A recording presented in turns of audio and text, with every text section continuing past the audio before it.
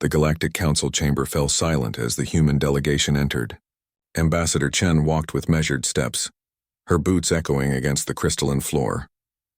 Behind her, Admiral Kovach and Dr. Yuki Tanaka maintained their positions, faces carved from stone.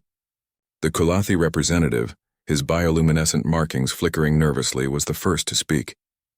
"Ambassador Chen, we are pleased you have reconsidered our offer of mediation." "We haven't," Chen interrupted, her voice cutting through the chamber like a blade through vacuum. The council stirred. For 3 centuries, they had maintained order across 47 star systems through careful negotiation and compromise. They had never encountered a species that refused to participate in their protocols. "Ambassador," the Archon Tavel attempted, her forearms spreading in a gesture of peace. "Surely after the unfortunate incident at New Vancouver, both parties can—" "Incident?" Dr. Tanaka stepped forward, his datapad projecting holographic images into the center of the chamber. 17 million civilians vaporized, our terraforming stations destroyed, our supply lines severed. And you call it an incident? The images rotated slowly. Colony ships torn apart, stations reduced to debris fields, escape pods that had been targeted deliberately. The Zafrani delegation, positioned in the upper gallery, shifted uncomfortably. Their sleek serpentine forms coiled tighter around their hovering platforms. "The Zafrani have claimed this was a defensive measure," Archon Tavel continued, though her voice had lost some of its authority. "They state that human expansion into the Kepler arm violated the Treaty of Proxima was between Earth and the Centauri Alliance," Admiral Kovach interjected, his accent thick with barely contained fury. "The Zafrani were not signatories. They had no territorial claims in that sector until they decided our colonies looked like easy targets." Ambassador Zekthar, the Zafrani prime speaker, uncoiled enough to address the chamber. His translation device rendered his hissing speech into something approximating words. "The human plague spreads too quickly. They terraform without regard for existing ecosystems. They strip mine without consideration. They needed to be contained." "Contained," Chen repeated, tasting the word. "You glassed 3 of our worlds to contain us." "Your species is reckless," Zekthar continued. "In 200 years you have claimed more territory than most species manage in 2000. The Council recognizes this as destabilizing behavior." Chen looked around the chamber, meeting the eyes, or eye analogs, of each representative. "Let me be clear about something. We came to this council 3 years ago after the first attack on New Edinburgh. We asked for arbitration. We were told to exercise patience while the matter was investigated. 6 months later, they hit the Freeman colony. We returned. We were told that territorial disputes require thorough examination. Then came New Vancouver." She paused, letting the silence stretch. "We are done asking." The Kulathi representative's markings pulsed red. "Ambassador threatening council members—" "I'm not threatening anyone," Chen said calmly.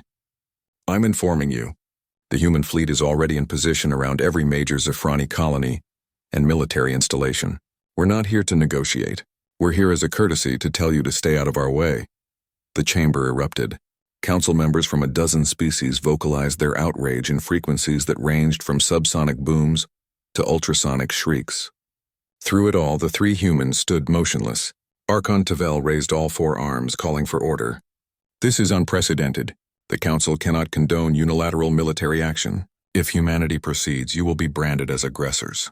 Trade sanctions, diplomatic isolation. Do you know what makes humans different?"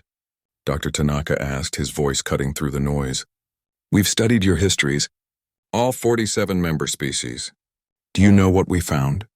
He didn't wait for an answer. "You evolved on gentle worlds. Your wars were fought over resources, territory, ideology, but they were wars between equals, more or less. You developed interstellar travel, found each other, and created this council because cooperation made sense." Admiral Kovach took over. "Humanity evolved on a death world. We had ice ages, supervolcanoes, asteroid impacts. We had predators that made us prey, diseases that should have ended us, and a sun that gave us cancer. We didn't just survive, we thrived. And when we turned on each other, we created weapons that could end all life on our planet. We chose not to use them," Chen added. "We chose peace. We chose to reach for the stars instead. But make no mistake, those weapons still exist, and we've built new ones, better ones." Zekthar's form had gone rigid, You would threaten nuclear warfare? Biological weapons? The council will do nothing, Chen said flatly. Because here's what you don't understand. We don't need those weapons. Humanity has spent 2 centuries learning from you. Your technology, your tactics, your weaknesses.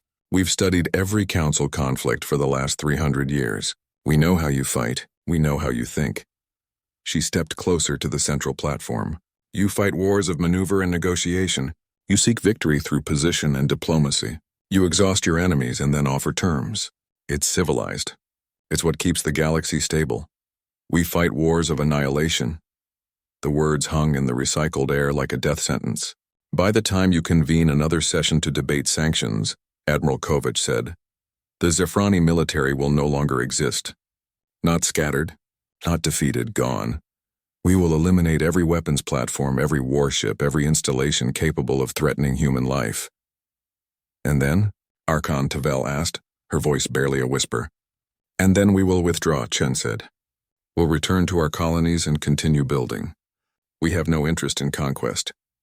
We simply want to make it clear that attacking humanity has consequences. Permanent ones. This is barbarism, the Quilathi representative breathed. No, Dr. Tanaka corrected. Barbarism is what happened to 17 million people who were simply trying to build a new home. This is justice. We call it retribution. Ambassador Chen turned to leave, her delegation following. At the threshold, she paused. One more thing. The next species that attacks a human colony will not get the courtesy of an explanation. There will be no warning. No communication. Just silence where their civilization used to be. As the doors sealed behind them, Zekthar's translator device rendered his final words. They're bluffing. They must be. But in the gallery, the Quilathi representative dimmed his markings to almost nothing, remembering something from his species' database about Earth. Humanity had once fought a war that killed 3% of their entire population. They had dropped fusion bombs on their own cities to end it. They never bluffed. Outside the council chamber, Admiral Kovach tapped his comm.